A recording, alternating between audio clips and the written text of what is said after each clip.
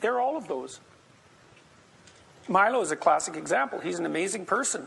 I mean, he's a contradiction. He's a walking contradiction. You can't pin that guy down, right? Like, what is he? Half Jewish, half English, gay, Catholic, provocateur, Catholic, who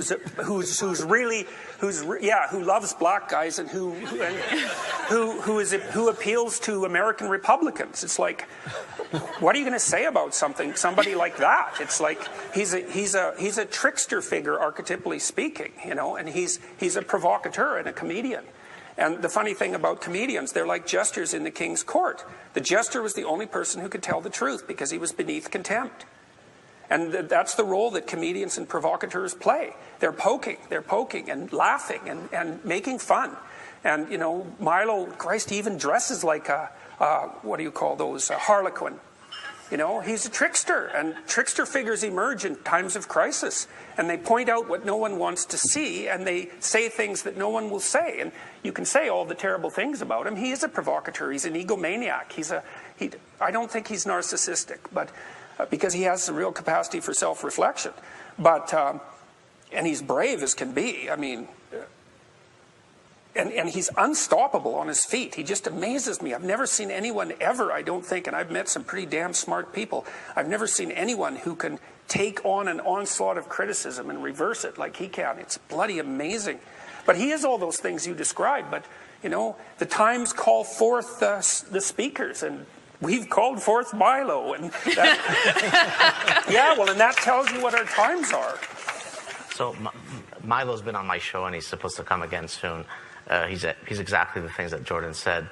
At times, he has an ability to depart from truth.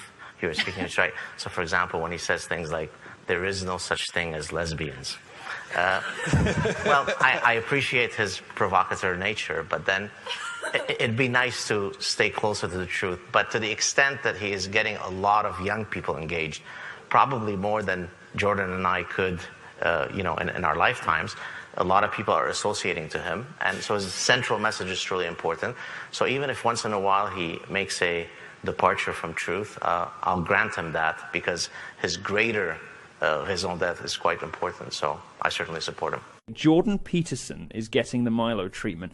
Maybe by now you've seen that amazing car crash interview on Channel 4. And if you haven't, watch the end of this and then immediately go to YouTube and find the 27 or the 29-minute version, because it's amazing.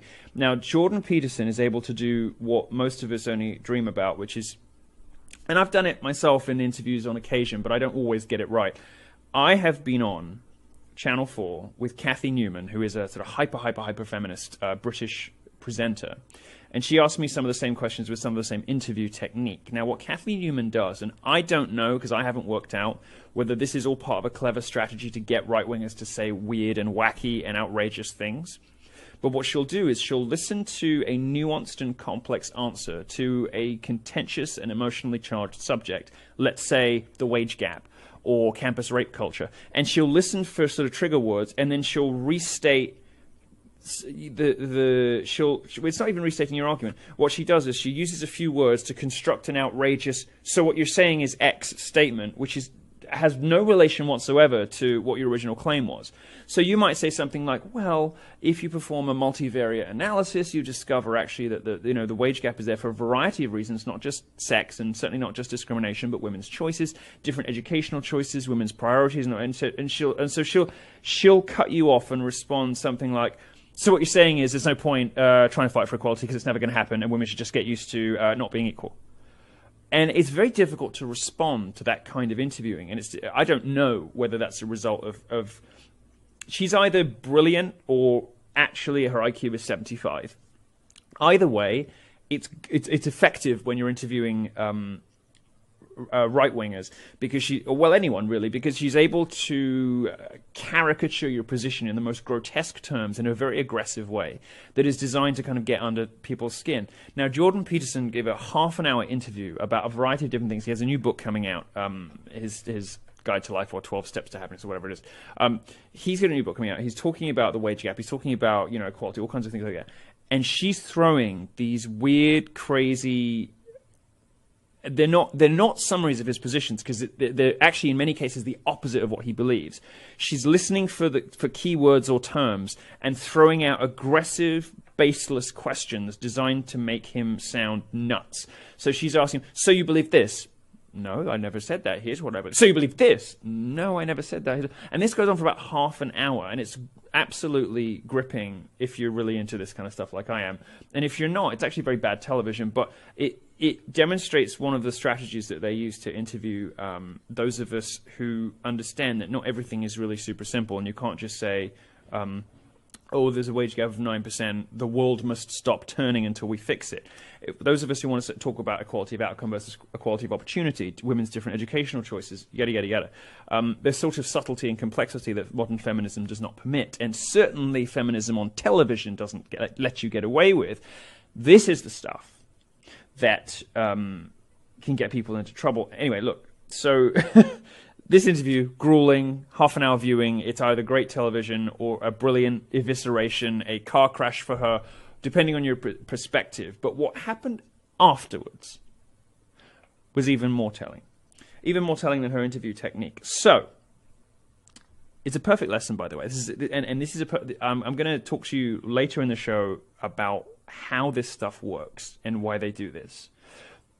But I want to draw your attention to a Twitter thread from a user called Cheeky Scrump, who gets it exactly right. And I'm going to read you out what he said. He said, Kathleen Newman got crushed on broadcast TV, and they're reframing her being laughed at as vicious, misogynistic abuse. That's not abuse from Peterson, but that's abuse from the comment section afterwards. People basically saying, haha, you got owned, or whatever, or, whatever it is, wrecked.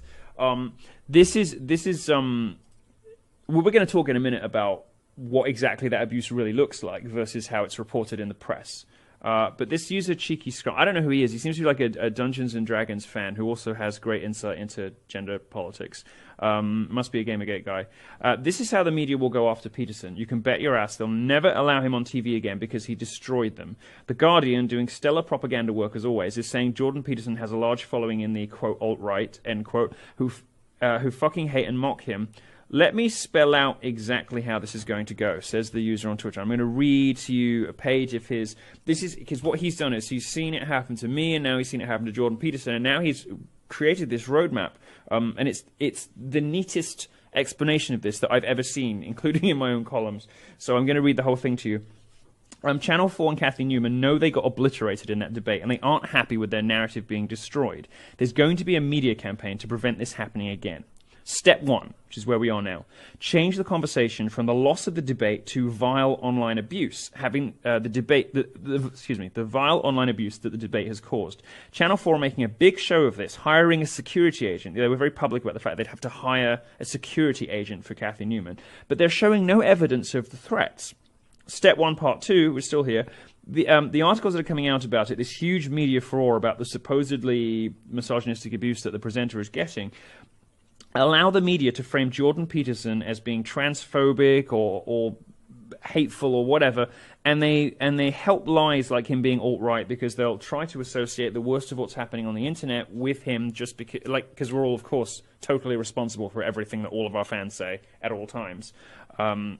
This removes people from the primary source video and controls the narrative about what Jordan Peterson believes. So what they're doing is they're saying, well, because Jordan Peterson is surrounded by a load of harassers and abusers and threateners on the internet, that's what he believes too. He's just as bad as all of them. Now let's talk about how bad that abuse was. Interestingly, in this conversation, the question of what was said in the debate and who won and who said what and who you agree with is starting to become a bit muddier because the attention isn't on that anymore. The attention is not on what was on television, what was said. The attention is now on the story around this show. So step 2, says this guy, Peterson will be asked to disavow his own fan base, and he'll be conflated with any and all abuse online that women receive. His refusal to roll over in the face of this will be framed as an endorsement of harassment, and the more naked agendered media will carry endless hit pieces. Absolutely true. Happened to me, it's now happening to him. Having Jordan Peterson on a TV show or at an event will be reframed as dangerous to women or endorsing a harasser, and he will be banned from UK events and interviews, and his events will be cancelled due to safety. Does that sound familiar to anyone? It should, because there was a mischievous homosexual fag who was experiencing just this same thing in June 2015 and all the way ever since, right up until today. So, what this demonstrates is great that this is happening. What this demonstrates is not just me being out there, being crazy, upsetting people, trolling people, having this band of whatever following me around everywhere that makes it impossible to interview me or impossible whatever. This is not a Milo problem. This is a left problem. This is a problem of their own invention and fabrication, their own making. And now they're doing it to Jordan Peterson, who is way more mild-mannered than I am. Far more beyond reproach than I am. I know that I upset people on purpose, and I'm perfectly happy to admit it. But Jordan Peterson is up there in Christina Hoff Sommers territory. So they're doing it to him too. Step 4. Peterson's mere presence on social media and YouTube will be called into question. Well, there we go. That's exactly what happened to me, isn't it?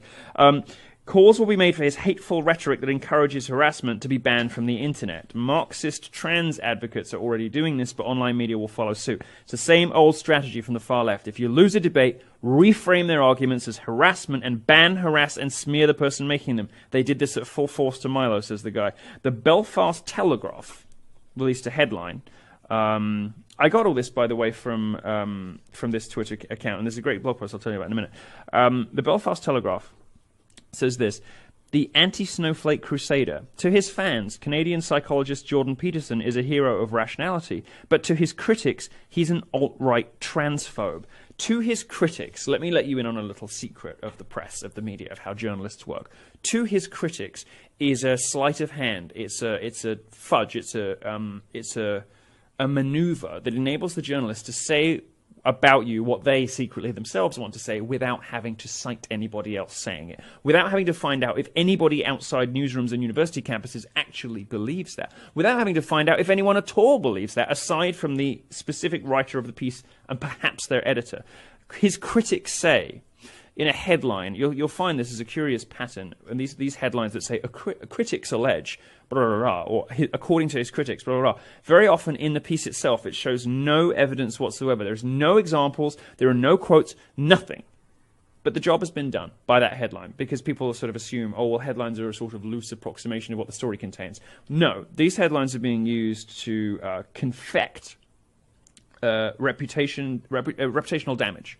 They're used to imagine criticisms that don't exist except in the furthest fringes of the far left. Imagine if a headline read, and this is the Twitter guy that I mentioned, to her critics, Linda Sarsour is an Islamist scam artist who wants to cut women's clits off. Well, that's what they're doing to Jordan Peterson. Also, compare the volume of coverage now. Compare the amount of coverage that you've seen about this supposed harassment crisis. And this is repeating itself. It's historic. Again and again. Gamergate, Milo, all the stuff. Compare the amount of coverage that you're seeing about this harassment issue with the amount of coverage about the debate itself, because it's ignored completely by the left and by the mainstream. Why? Because it embarrassed them so much. It obliterated them. And because Cathy Newman looks so retarded in it as well, next to somebody who so obviously intellectually outclassed her. There's been a problem with my interview giving too. So nobody's talking about it anymore. This is misdirection. This is doing it on purpose. This is a strategy. It's exactly the point. Nobody remembers anymore who was saying what. That's why they do it. It's a disaster for the left. But the only thing worse for the left, the only bigger disaster for the left, would be if Cathy Newman had received no misogynistic